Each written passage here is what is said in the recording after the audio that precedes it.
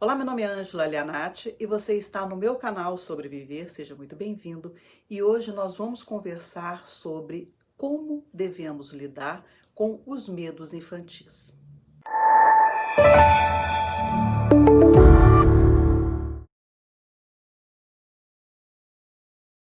É importante a gente saber que todos nós sentimos medo, porque o medo é um instinto de proteção. E esse instinto ele é muito necessário à vida, porque ele nos preserva, ele freia, ele faz com que a gente reflita. Mas existem aqueles medos que não têm qualquer razão, não existe uma lógica. E as crianças, principalmente as crianças menores, elas sentem muitos temores. Alguns podem ser muito passageiros, mas outros demoram mais para passar. E a simples presença, às vezes, do pai ou da mãe pode aliviar e muito essa sensação ruim que eles sentem. Porque, afinal, os pais, eles são muito poderosos para a criança. E a segurança, né, dos seus braços vai afastar esses perigos que podem ser perigos reais ou perigos imaginários, né? Então acontece, gente, que a criança ela tem uma imaginação muito fértil e a criança usa essa imaginação para aumentar os perigos. Então, cabe aos pais ouvir e também respeitar os medos infantis.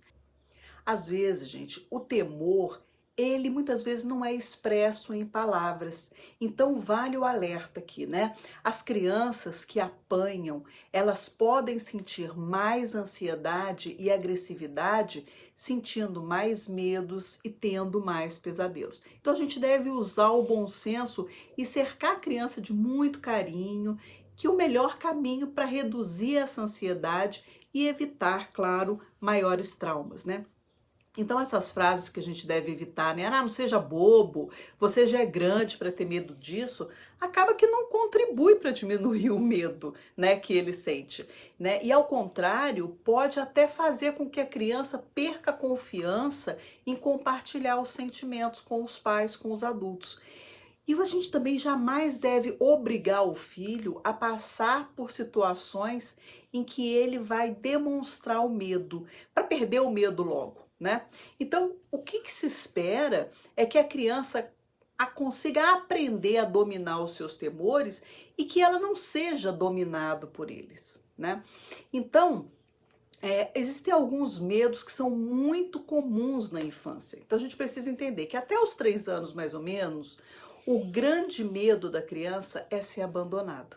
Então a criança ela se assusta com o escuro, com barulhos, quando esses barulhos são estranhos, com luzes fortes, às vezes com pessoas desconhecidas. Então, mais ou menos por volta dos 2 anos, a fantasia passa a fazer parte da vida dessas crianças e vai trazendo novos fantasmas. É por isso que essas crianças pequenas, eles não querem saber de palhaço ou de pessoa fantasiada, como Papai Noel, Coelho da Páscoa, por exemplo. Ele tem medo desse estranho, né?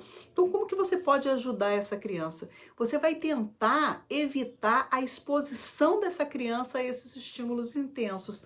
Então, se for inevitável, faça de maneira gradativa e suave. Sinta como a criança reage antes de você prosseguir. Quando o bebê tiver que enfrentar situações novas, que seja feito ao lado do pai e da mãe, ir para a creche, para o aniversário. Então, diante de personagens fantasiados, você deve se aproximar devagar, mostrar que é apenas uma roupa diferente. Mas se a criança demonstrar qualquer receio, você não deve forçar a barra. Deixa a criança com o seu tempo, né? Uma criança que ela vai dos 4 aos 6 anos mais ou menos, elas começam a entender que as pessoas nascem, as pessoas crescem, as pessoas morrem. Por isso é que as crianças podem chorar ao ver um coleguinha cair, um coleguinha se machucar, mas também elas se assustam com monstro, com fantasmas, com escuridão, com animais. E aí, como é que você pode então ajudar essas crianças, né?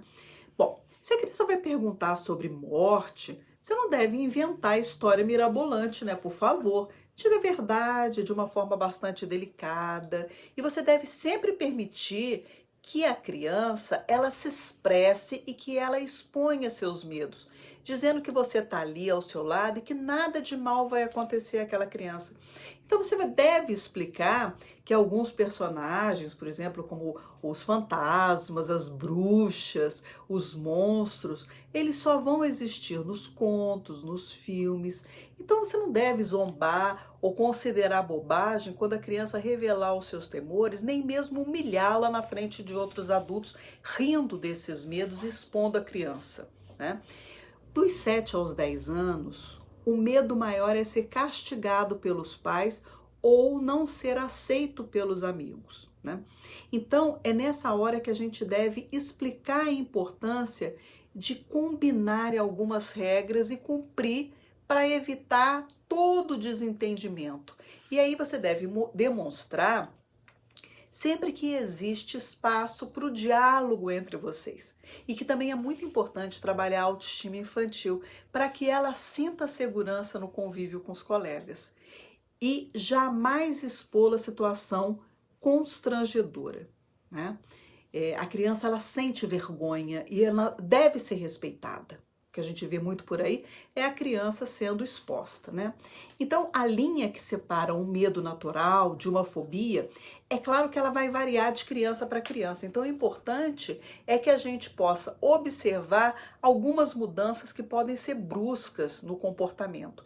E algumas vezes, mesmo com o apoio dos pais e todo o cuidado ao redor, não é possível reduzir os temores e a ansiedade daquela criança. E aí então você deve contar com a ajuda de um profissional, e isso pode ser necessário. Então você deve ficar atento se a criança acorda de noite chorando, se ela tem receio de quarto escuro, de lugares, até mesmo da casa ou de algumas pessoas. Se você não souber lidar, procure um terapeuta. A pessoa, o profissional, ele vai saber como lhe instruir e também vai ajudar a criança em relação aos seus medos. Então, gente, por hoje é só, isso é tudo, e eu espero que você tenha gostado desse vídeo e que tenha lhe ajudado. Assine o canal e seja muito bem-vindo. Um beijo, tchau!